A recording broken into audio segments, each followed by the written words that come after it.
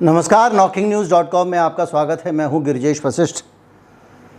महंगाई महंगाई महंगाई कह कह के परेशान हो गए। सरकार ने टैक्स लगा दिया, हर चीज़ महंगी हो रही है और हर चीज़ के पीछे सरकार की नीतियां हैं।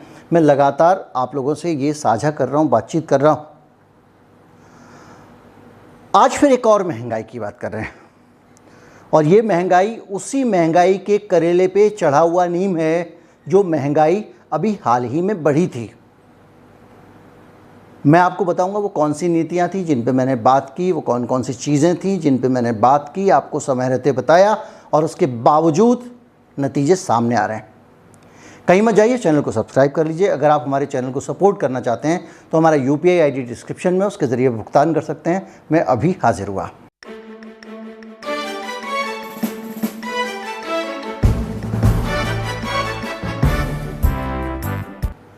अगले 1 महीने के अंदर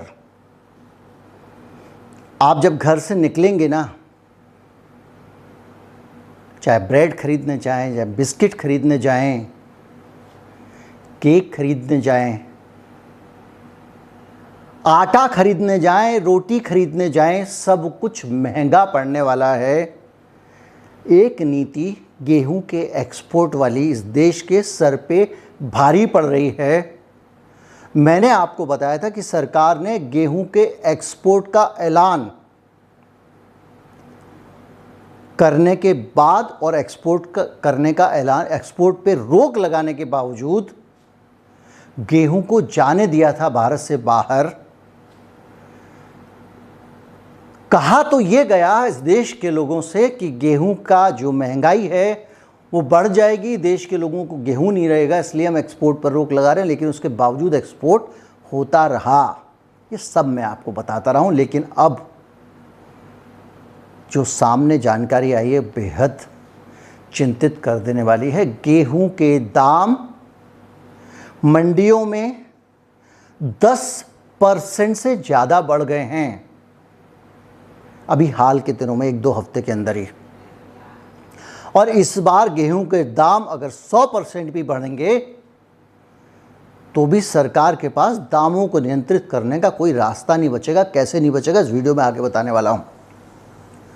गेहूं की कीमतें पूरे देश की मंडियों में 200 रुपये क्विंटल के आसपास बढ़ गई हैं और कहीं पे इससे ज़्यादा है, कहीं पे इससे कम है देश भर में। और ये इसलिए हुआ है कि देश में गेहूं की कमी है। अब आपको अगर इस पे और डाटा पे आप जाना चाहें तो दे सकता हूं, लेकिन उन दशमलवों में जाने का मतलब नहीं है किस मंडी में कितना बढ़ा, ये भी बताने का मतलब नहीं है। लेकिन बड़ा है, इससे आगे बढ़ते हैं। और करीब 10% के आसपास कुछ मंडियों में बढ़ा है, कुछ में ये परसेंटेज कम है। 200 रुपये क्विंटल के आसपास घुमा फिरा के दाम बढ़ गया है। 200 रुपये क्विंटल दाम बढ़ने का मतलब ये है कि सीधे सीधे 2 रुपये किलो गेहूं का भाव बढ़ गया है। और जब ये कन्वर्ट होगा प्रोडक्ट में, क्योंकि अगर कोई बिस्कुट बनाने वाली कंपनी है, मंडी से उस तक जब गेहूं आएगा तो बहुत सारी चीज़ें आते आते ये और दाम और बढ़ने वाला है। और आपकी चक्की तक भी पहुंचेगा तो महंगा पहुंचेगा। सरकार ने इस पर GST लगाई है अभी ताज़ा, उससे दाम बढ़ेगा। बहुत सारी चीज़ें, अगर 5% GST बढ़ेगी तो इस 200 रुपये पे भी बढ़ेगी। तो ये सब हो रहा है। लेकिन जब ऐसा होता है तो इस देश में एक मैकेनिज़्म बना हुआ है। पहले मैं ये बता दूं कि किस तरह से गेहूं का एक्सपोर्ट बढ़ा था। मैंने आपको बताया था 13 मई को एक्सपोर्ट पे रोक लगाई गई थी। 13 मई को एक्सपोर्ट पे रोक लगाने के बाद भी भारत से 16 लाख टन गेहूं बाहर भेजने की इजाज़त दी गई प्रतिबंध के बावजूद। इसके कई कारण बताए गए। किसी को कहा गया पहले से ऑर्डर था, किसी को कमिटमेंट, और 50 चीज़ें। इसके अलावा उस गेहूं का दलिया बना के, उस गेहूं का मैदा बना के, आटा बना के लगातार विदेश भेजा जा रहा था। जो गेहूं मार्केट में जब उपलब्ध नहीं था तो सरकार ने खुद प्रोक्योरमेंट नहीं किया, अपने पास नहीं रखा, गेहूं बाहर जा रहा था। और 28 लाख टन से ज़्यादा गेहूं अप्रैल और मई में एक्सपोर्ट हो गया। 16 लाख टन की इजाज़त थी, 28 लाख एक्सपोर्ट हो गया। इसके अलावा जो आटा मैदा हुआ है उसके डाटा पे जाएंगे तो कहानी लंबी हो जाएगी, राम कहानी हो जाएगी। अब सरकार इसको कैसे कंट्रोल करे? एक आम व्यवस्था में सरकार करती ये है कि मार्केट में जब दाम बढ़ना शुरू होता है तो सरकार अपने एफसीआई के गोदामों से गेहूं को खुले बाज़ार में बेचना शुरू कर देती है। सरकार का प्राइस कंट्रोल मैकेनिज़्म यही होता है। वो ये तो कहेगी नहीं आपको कल से सस्ता बेचो, वो आपके सामने दुकान खोल देगी, कहेगा आ जाओ, जैसे आप 25 रुपये बेच रहे हो वो दुकान खोल देगी 20 में ले लो, 20 में ले लो। तो आपको दिखेगा यार वहाँ 20 का मिल रहा है, तो आप कहोगे ठीक है भैया 22 का ले जा मुझसे, 21 का ले जा, तो दाम कम हो जाएगा। तो सरकार क्या करती है, अपने एफसीआई के गोदामों में एक स्ट्रेटजिकल अपना वो रखती है, स्टोरेज रखती है गेहूं का, और उसको ऐसी ज़रूरत में निकालती है। लेकिन इस बार बाइडन बाबू का जादू कुछ ज़्यादा ही सिर पे चढ़ के डोल रहा था और बोल रहा था, और उसका नतीजा ये हुआ है कि सरकारी खरीद जो गेहूं की होती है उसमें 57% की कमी आई है, यानी आधे से भी कम सरकारी खरीद की गई है, क्योंकि गेहूं को बाहर जाना था। भेजने के बाद रोक लगाई, रोक लगाने के बाद भी भेजते रहे। अब वो तकनीकी चीज़ें सरकार की हैं, वो समझे जो बताएगी, लेकिन हमारे लिए तो गेहूं बाहर गया। और इस साल सरकार ने 187.8 लाख टन गेहूं की खरीद की है, जबकि पिछले साल, इस बार समझ लीजिए 147.88 मतलब 148 मान लीजिए लाख टन की खरीद की, और पिछले साल इन्होंने 433.44 लाख टन की खरीद की थी। कहाँ 433, कहाँ 187। और इसीलिए ये जो 57% के करीब कम की है खरीद, गोल मोल में कहूँ तो 60% खरीद कम की है, 40% ही गेहूं खरीदा है। इसके कारण क्या हुआ है कि सरकार के पास जो भंडार होना चाहिए था जुलाई में, वो 275.80 यानी 276 लाख टन के करीब होना चाहिए था, जबकि 285 लाख टन ही खरीदा गया। यानी 14 सालों में इस बार सरकार के पास गेहूं का सबसे कम स्टॉक है, और ये वो दौर है जबकि भारत में गेहूं के प्राइस को कंट्रोल करने के लिए सरकार के पास गेहूं होने की सबसे ज़्यादा ज़रूरत महसूस की जा रही है, क्योंकि मार्केट बढ़ेगा, शॉर्टेज है, एक्सपोर्ट हो चुका है, बहुत सारा गेहूं बाहर जा चुका है, और ऐसी स्थिति में सरकार को प्राइस कंट्रोल ज़्यादा करना पड़ेगा। और सरकार के पास जो प्राइस कंट्रोल का टूल था वो ही इस बार नहीं है, क्योंकि सरकार ने खुद नहीं खरीदा, बाहर जाने दिया। और इसके कारण आप आंकड़ा देख लीजिए, 26 लाख टन से ज़्यादा गेहूं अप्रैल मई में एक्सपोर्ट हो चुका है। पिछले साल से 4 गुना ज़्यादा गेहूं इस बार एक्सपोर्ट हुआ है। समझौता हो गया है रूस और यूक्रेन में। ये गनीमत है कि चलो दुनिया में थोड़ा गेहूं से चला जाएगा, लेकिन भारत से एक्सपोर्ट बंद हो चुका है। भारत को क्या फ़र्क पड़ता है? अब वो काला सागर से, ब्लैक सी से जो थोड़ा एक्सपोर्ट होना है, मैंने आपको बताया था समझौता हो गया है रूस और यूक्रेन में, जिसको सब लोग बहुत उस वक्त डिनाइल मोड में थे। अब हालत ये है कि वैश्विक भाव भी जो है वो थोड़ा नरम हुआ है, लेकिन आप बाहर से गेहूं नहीं मंगा सकते। आप चाहें तो विदेशों से गेहूं मंगा लें, लेकिन नहीं मंगा सकते। क्यों नहीं मंगा सकते? इसलिए नहीं मंगा सकते कि हमारी माननीय भारत सरकार ने बहुत बुद्धिमानी का इस्तेमाल करते हुए गेहूं मंगाएंगे तो उस पर 40% इम्पोर्ट ड्यूटी है। यानी बाहर से गेहूं मंगाएंगे तो 40% सरकार और ऊपर से ले लेगी। जो 100 रुपये का गेहूं 140 का पड़ेगा, तो बाहर से गेहूं आने का तो सवाल ही नहीं उठता। अब आप देखिए कि अगले 15-20 दिन में आटा भी और गेहूं भी हम सबकी पहुंच से बाहर होने वाला है, और ये हालत हमारे देश की इस वक्त खाद्यान्न की है। और जब दुनिया में इतनी अनिश्चितता चल रही है, सब कुछ चल रहा है, उसके बीच में भारत की जो नीतियां हैं, आरबीआई महंगाई बढ़ने से रोकने के लिए ब्याज बढ़ा रहा है। इसलिए बढ़ा रहा है क्योंकि अमेरिका बढ़ा रहा है। हमारे यहाँ पे जो फिनटेक कंपनियां हैं उन पे लगाम लगाई जा रही है, क्योंकि आईएमएफ अपनी रिपोर्ट में लिख के दे देता है। और ये सब चीज़ें जब चलती रहती हैं दुनिया में, तो समझ में नहीं आता कि भारत की नीति क्या है। लेकिन भारत की नीति को मानने वाले लोग कहते हैं कि इंडिया का स्टाइल बहुत अच्छा है। अब एक जो है बुक है, the India way, strategy for an uncertain world. एक अनिश्चित विश्व में रणनीतियाँ, भारत का स्टाइल, ये किताब, ये बुक, इस किताब की जो बुक समरी है, बुक समरी मतलब इस किताब को निचोड़ के और उसको छोटा बना के उसको ऑडियो फॉर्मेट में कन्वर्ट करके आपके लिए लाया जाता है, और उसको आप जो है सुनते हैं तो थोड़े से समय में आप पूरी किताब का निचोड़ समझ जाते हैं। और ये बुक समरी कुकू एफएम पर उपलब्ध है। कुकू एफएम यानी एक ऐसा माध्यम जिस पे कि आप बगैर कुछ एफर्ट किए अपना काम करते करते, यहाँ तक कि रात को सोते समय कान में ईयरफोन लगा के भी किताबों को सुन सकते हैं, उनकी बुक समरीज़ को सुन सकते हैं, ऑडियो लिटरेचर को ले सकते हैं। 4000 किताबें कुकू एफएम आपको मुहैया कराता है 399 रुपये में। लेकिन अगर आप नॉकिंग न्यूज़ के नियमित श्रोता हैं, दर्शक हैं, तो आपको 50% डिस्काउंट मिल जाएगा। एक कोड डालना पड़ेगा KN50। लेकिन जो इस वीडियो के बाद जो पहले 250 लोग होंगे उन्हीं को ये सुविधा मिलेगी। तो आप वहाँ से सब्सक्राइब कर सकते हैं। 4000 के करीब बड़ी मात्रा होती है, इतनी कीमत में एक किताब ही आती है, और उस किताब को भी आपको बैठ के अलग से समय निकाल के पढ़ना पड़ता है।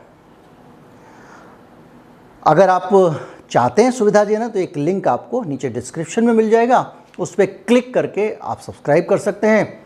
KN50 हमारा कोड डाल दीजिएगा, स्क्रीन पे लिखा हुआ है, और ये काम बन जाएगा 50% डिस्काउंट वाला। इस वीडियो के जो वीडियो आपने देखा, इसके प्रायोजक भी कुकू एफएम हैं। अब एक पूंजीवादी सरकार महंगाई क्यों बढ़ाती है और क्यों बढ़ने देती है, ये एक बड़ा सवाल है। अब आप कहेंगे कि अमेरिका की पूंजीवादी सरकार तो कंट्रोल करने में लगी हुई है, तो भारत की सरकार तो उससे कम ही पूंजीवादी होगी, क्योंकि भारत भी तो एक पूंजीवादी देश है। तो आपको ये किस्सा समझना पड़ेगा जिससे आपको उत्तर मिलेगा। और भारत जैसे देश में नीतियां जो तय होती हैं उनके पीछे अलग पैरामीटर्स रहते हैं, क्योंकि कैपिटलिज्म और क्रोनी कैपिटलिज्म का अंतर समझना पड़ेगा। क्रोनी कैपिटलिज्म वो होता है जिसमें कैपिटलिज्म सत्ता की अपनी नज़दीकियों के कारण आगे बढ़ता है, ऊंचा जाता है। जैसे कि मैंने आपको कोयले का उदाहरण दिया था, भारत में पर्याप्त मात्रा में कोयला है, तब भी कई गुना दामों पे, 8 गुना दामों पे, शायद मुझे आंकड़ा याद है, तो हम कोयला इंपोर्ट कर रहे हैं। और कोयला इंपोर्ट करने का कॉन्ट्रैक्ट जिसको भी दिया गया है आपको पता है, मैं बता चुका हूँ। और देश की सारी बिजली उत्पादक कंपनियों को कहा गया है ज़बरदस्ती कि आप 10% कोयला विदेशी इस्तेमाल करेंगे, जबकि वो महंगा है। भारत में दुनिया की सबसे बड़ी कोल कंपनी है जो कोल उत्पादन करती है, कोल प्रोड्यूसर कंपनी है कोल इंडिया। सबसे ज़्यादा कोयला है, उसके बाद भी हम बाहर से करेंगे और तुमको इस्तेमाल करना पड़ेगा। खैर, महंगाई पे आते हैं। महंगाई पे समझने के लिए आपको एक किस्सा बताता हूँ मैं, जिससे आपको समझने में बहुत मदद मिलेगी। जब जंगल से खतरनाक शेर को पकड़ कर लाया जाता है सर्कस में, तो वहाँ पे क्या करते हैं कि उस शेर को एक पिंजरे में डाल के रख देते हैं और उसको भूखा मारना शुरू कर दिया जाता है। करीब 10 दिन 5 दिन उसको कोई खाना नहीं देता है, और एक व्यक्ति जाता है जो उसकी ज़रूरत का आधा खाना उसको फेंक देता है, और उसके बाद धीरे धीरे करके शेर जो मांस उसको देने के लिए व्यक्ति आ रहा है उसको अपना सबसे बड़ा शुभचिंतक समझ लेता है, भाग्य विधाता समझ लेता है, और वो बार बार मांस के टुकड़े दे दे के शेर से मनचाहा काम करवाना शुरू कर देता है। बैठ जाओ, जैसे ही बैठेगा टुकड़ा देंगे। खड़े हो जाओ, जैसे ही खड़ा होगा टुकड़ा देंगे। दहाड़ लगाओ, जैसे ही दहाड़ लगाएगा एक टुकड़ा देंगे। ऐसे ऐसे करके धीरे धीरे उसको नियंत्रित कर लिया जाता है। तो आपकी जो ज़रूरत है भोजन, अगर वो आपकी पहुंच से बाहर होता जाएगा तो आपको गुलाम बनाना आसान होता है। आप अगर आज मज़दूरी करने जाने वाले हैं, आप एक मज़दूर की तरह कल्पना करें, और सामने वाला आपको 40 रुपये कुल दे रहा है, तो आप कहते हो नहीं मैं काम नहीं करूँगा भैया 40 रुपये में, मैं घर जाके सो रहा हूँ, और सो जाते हैं। आप कहते हैं कि मुझे कम से कम 70 में काम करना है। लेकिन जब आपके परिवार की और घर की ज़रूरतें बढ़ जाएंगी तो दिखने में तो ये लगता है कि ज़रूरतें बढ़ जाएंगी तो भाई कमाई बढ़ानी पड़ेगी, तो दाम बढ़ जाएगा। लेकिन मज़दूर और मज़दूरी के मामले में ये होता है कि वो आदमी मजबूर हो जाता है और उसको लगता है कि अगर मैं 40 रुपये में काम नहीं करूँगा तो आटा कैसे आएगा, 40 में ही कर लेता हूँ। मैं ज़िद नहीं करता हूँ 60, 70, 80, 90, 100 की। श्रम मजबूर होता है। एक तो श्रम की अधिकता, ट्रेंड करते जाओ, बनाते जाओ, छापते जाओ। प्राइवेट कॉलेज, प्राइवेट यूनिवर्सिटी खूब सारे खोल दिए हैं, उसके बाद काम नहीं मिलता। और उसके बाद में जब आपकी ज़रूरतें बढ़ा दी जाती हैं, अगर आप मिडिल क्लास हैं तो आपको EMI के बोझ में जकड़ दिया जाएगा, गरीब हैं तो महंगाई के बोझ में जकड़ दिया जाएगा, एसेंशियल चीज़ें आपकी महंगी कर दी जाएंगी, तो मजबूर हो जाते हैं आप। सिस्टम के सामने जाके आप साष्टांग प्रणाम करते हैं और जो वो शर्तें रखता है उसको मानते हैं। और यही वो चीज़ है जो कैपिटलिज्म जिसका फ़ायदा उठाता है। और महंगाई, और ख़ास तौर पे खाद्य वस्तुओं की महंगाई, गरीब तबके को शोषण करने में बहुत मदद करती है। आपने नोटिस किया होगा, ये फ़िलॉसफिकल बातें हैं। जैसे कि आपका नरेगा, मनरेगा में जो लोग काम कर रहे थे, अब वो काम करना ही नहीं चाह रहे हैं। वो कहते हैं भाई तुम इतना कम पैसा देते हो, फैक्ट्रियों में कम पैसा देते हो, हम तो यहीं भले हैं भैया, अपने घर में रह लेंगे, 2 रोटी खा लेंगे। फैक्ट्री वाला कह रहा है लेबर मिल ही नहीं रही है, क्या करें। तो अब आपने क्या किया कि उसके घर पे रहने ही उसका इतना महंगा बना दिया कि बेटा बाहर जाना ही पड़ेगा, तेरे को फैक्ट्री वाले के पास जाना ही पड़ेगा। वो जाएगा। ये पूरा का पूरा चीज़ें हैं जो कहीं ना कहीं पूंजीवाद में जो सोसाइटी है उसको शोषण करने में मदद करती हैं। उम्मीद करता हूँ आप इस पूरे मामले को समझ पाए होंगे। अगर आप इस मामले को समझ पाए होंगे तो इस वीडियो को ज़्यादा से ज़्यादा लोगों तक पहुँचाएं, चैनल को सब्सक्राइब कर लें। अगले महीने से आपके राशन में जो खर्चा आने वाला है, बढ़ने वाला है, उसकी कल्पना कर लें। जब आप घर के राशन की लिस्ट बना रहे होंगे तो उसके अंदर सिर्फ आटा नहीं, बिस्किट, केक, कुकीज़ और यहाँ तक कि पहले से बहुत महंगी बेची जा रही ब्रेड, जिसको कि स्वीडन की कंपनी बेचती है, उन सब चीज़ों का दाम बढ़ने वाला है। और ये सब बढ़ने के पीछे सिर्फ एक नीति जो पुरानी मैंने आपको बताई थी वो जिम्मेदार है, जिस नीति पे चल के हमने अपना खाने का गेहूं बाइडेन साहब के दबाव में